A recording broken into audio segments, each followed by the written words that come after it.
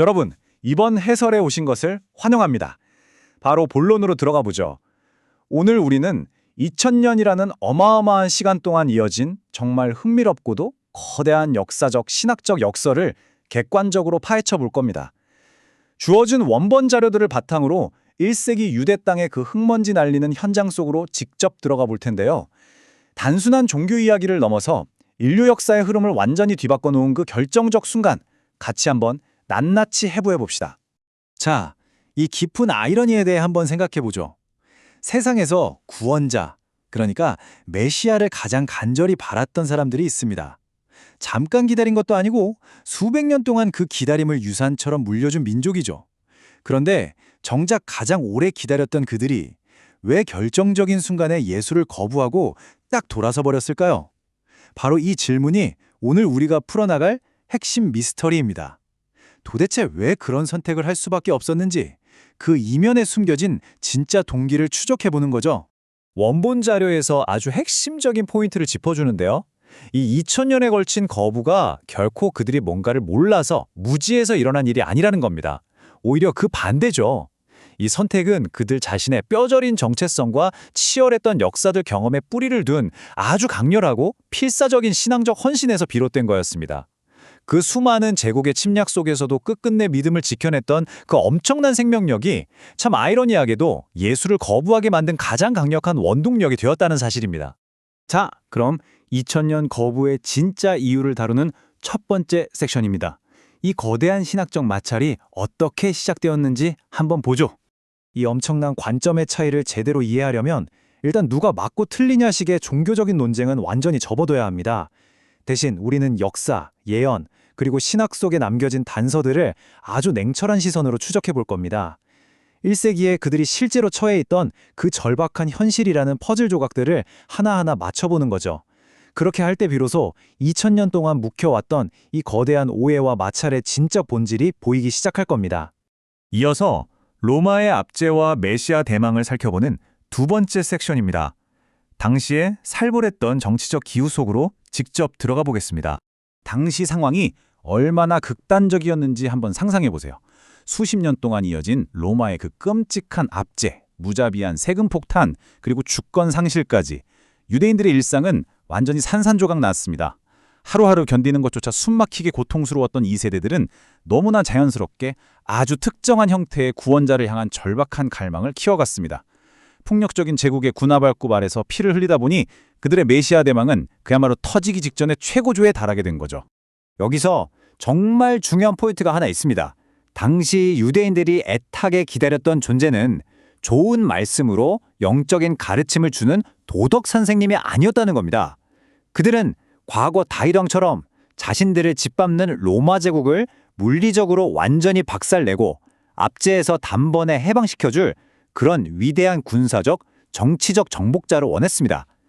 무너진 이스라엘을 현실 세계에서 다시 일으켜 세워줄 힘있는 왕. 바로 그것이 그들이 목 놓아 부르짖던 메시아의 진짜 모습이었습니다. 세 번째 섹션, 십자가의 충격과 율법입니다. 결코 넘어설 수 없었던 그 거대한 신학적 장애물에 도달하게 되는데요. 이 기대와 현실의 격차, 그 인지 부조화가 얼마나 컸을지 감이 오시나요? 무적의 로마 군단을 단번에 쓸어버릴 그 영광스러운 정복자를 기다렸는데 막상 나타난 건 십자가라는 가장 끔찍한 사형틀에 매달려 고난받고 처형당하는 무력한 인물이었습니다. 물리적인 승리와 해방만을 꿈꿨던 유대인들에게 이 처참하게 패배한 듯한 모습은 정말이지 상상조차 해본 적 없는 기대치와 완전히 정반대되는 충격 그 자체였을 겁니다. 게다가 여기서 우리는 유대인의 율법이라는 강력한 잣대를 반드시 짚고 넘어가야 하는데요. 아시다시피 율법은 유대인의 정체성이자 신앙의 절대적인 근본이잖아요. 그 율법에 따르면 나무에 매달려 죽은 자는 하나님께 저주를 받은 자였습니다. 그러니까 저주받은 끔찍한 죽음을 맞이한 인물이 우리를 구원할 메시아다? 이건 하나님의 명령을 목숨처럼 따르던 사람들에게는 도저히 절대 양입할 수 없는 그야말로 신성모독적이고 끔찍한 모순으로 다가왔던 겁니다. 그러니까 결국 그들이 십자가를 거부한 건 진리를 몰라서 한 실수가 아니었습니다.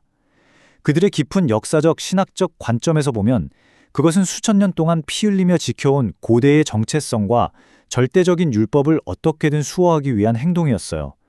완전히 이질적이고 모순된 메시지로부터 자신들의 근간을 지켜내기 위한 신학적 생존을 건 아주 필수적이고 치열한 방어막이었던 셈이죠.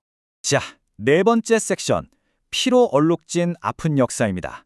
2000년이라는 길고 긴 비극이 어떻게 시작되었는지 살펴보죠.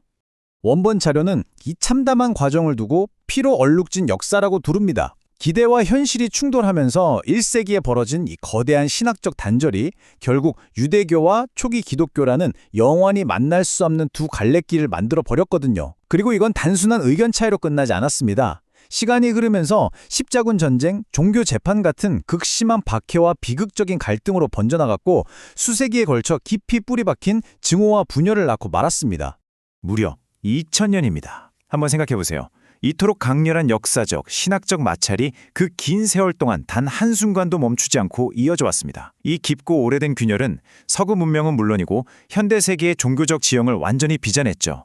오늘날 이 두 거대한 신앙 사이의 복잡 미묘한 관계를 형성하는 결정적인 토대가 된 겁니다. 과거 1세기의 한순간이 21세기 현대에까지 얼마나 거대한 파장을 미칠 수 있는지 보여주는 정말 소름 돋는 사례입니다. 오늘 이 해설을 통해 우리는 로마의 압제, 율법을 향한 유대인들의 치열한 고수, 그리고 십자가 사건이 그 당대에 안겨준 압도적인 충격들을 어느 한쪽에 치우치지 않고 객관적으로 살펴봤습니다. 이런 논리적인 추적을 거치고 나니 단순히 누가 옳고 그르냐는 흑백 논리에서 벗어나게 되죠. 1세기 당시의 그 복잡하고 척박했던 시대 상황과 묵직한 역사적 배경들이 훨씬 더 선명하고 입체적으로 다가오지 않으신가요? 자, 오늘의 해설은 여러분의 생각을 조금 더 자극할 이 도발적인 질문 하나로 마무리 지으려고 합니다. 2000년 동안 이어진 거부의 역사, 그 치열했던 이면을 섬겨진 진짜 이유를 이해하게 된 지금. 이 깨달음은 수천 년을 관통해온 두 종교를 바라보는 여러분의 시각에 어떤 새로운 변화를 주고 있나요? 맹목적인 믿음과 치열한 역사적 생존 사이의 이 깊은 역설을 꼭 한번 곰곰이 생각해 보시길 바라며 이번 해설은 여기서 마치겠습니다. 함께해 주셔서 감사합니다.